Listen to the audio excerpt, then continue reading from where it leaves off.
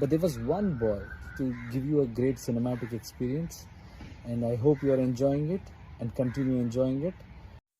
KGF chapter 2 की तरह संघर्ष 2 भी कलेक्शन कर सकती है। जी हां दोस्तों, बताएंगे पूरी खबर। इससे पहले आप हमारे चैनल को सब्सक्राइब व वीडियो को लाइक शेयर जरूर कर दीजिएगा।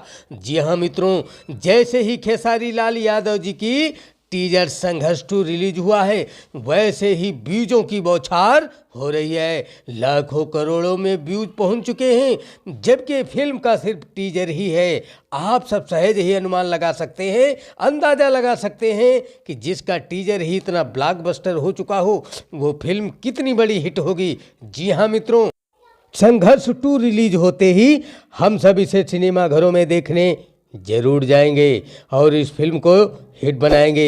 आप सबकी क्या राय है इस संघर्ष 2 फिल्म के बारे में? कमेंट में जरूर बताएं। जय भोजपुरी, जय भोजपुरिया समाज।